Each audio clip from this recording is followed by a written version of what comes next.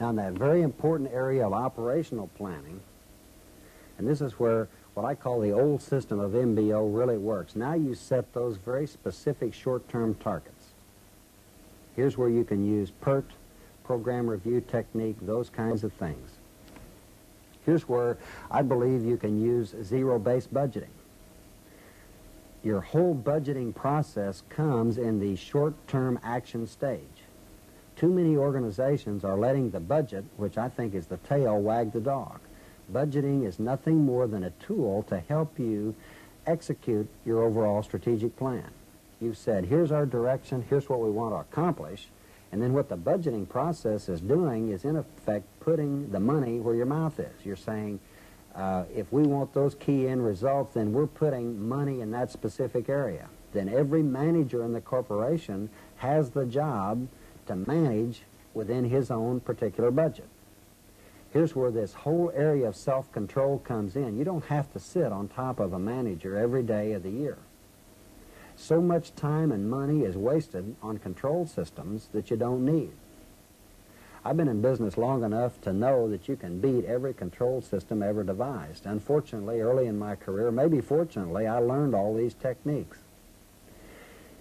With a strategic planning and control system that's based on self-control, you just agree on desired results. Here's what you've got to accomplish, and here are the resources you've got to do to get the job done. If you're going to go out of any of those boundaries, you talk to me, your boss. If not, leave people alone and let them manage. Save all that money that you're spending trying to control the processes. Hold people responsible, hold them accountable to those key end results. That's, to me, that's the key to this whole operational area. Now, the other thing that makes operational kinds of issues work properly is now you're executing the plan, and because everybody was involved in it, they are excited about executing the plan. If you don't have them involved in all the steps we've talked about, and then you lay this out on the table, call your group together, as happens so often, here's our plan, here's what you've got to do, here's your budget, go do it, then you've got half-hearted people looking around for other jobs and they're not excited. This is the boss's plan. This is the consultant's plan. You want it to be everybody's plan, and I'll guarantee you, boom, you've got that thing executed quicker than you'd ever believe. That's, to me, is the key to an operational plan. Next in the book, I talk about this all-important area of appraisals and rewards. So many times this is left out of the strategic thinking of an organization. Now, what I'm proposing here is a reward system, both a short and long-term reward system.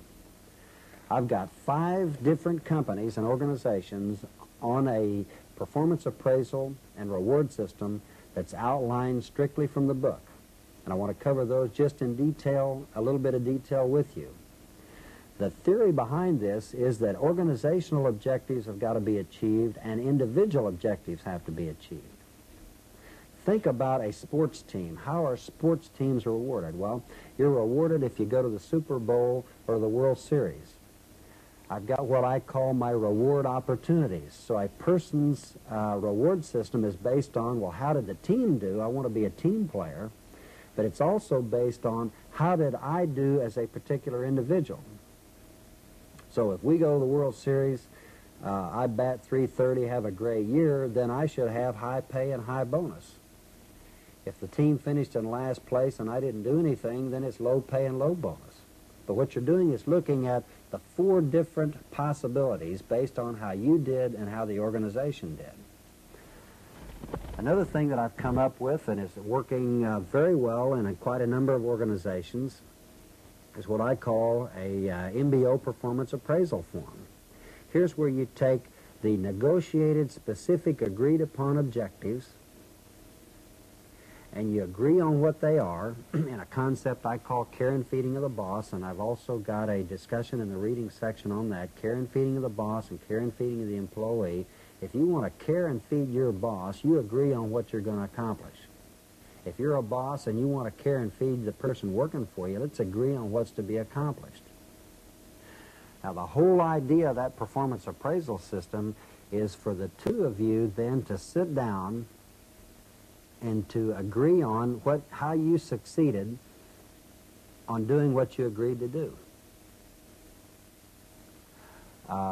Then I usually recommend having 10 effective, non-measurable areas, things that are important to the job, and rank yourself on how you're doing in each of those areas. So that could be in the area of like developing people, contribution to morale, communication, and creativity. You can use a numerical system then to come up with an index. So for example, on a scale of 1 to 5, my index might be a 4.425. Now we've agreed in a performance appraisal setting that this is what I should accomplish. Then that index number goes into a recommended pay area. Now there's controls. If you haven't made any money in your company, I could still be in a performance level, performance category 5. But if your executive committee, and I'm on the executive committee of a major company, and one year we didn't really make any profit, so in the recommended pay area we had agreed that, well, we just can't give pay increases this year. Now, on the years that you can, it helps you determine how much money goes to people in the different categories. Here's a way of tying the long-term strategic direction of the company. Here's a way of tying my individual performance right back to the performance of the company.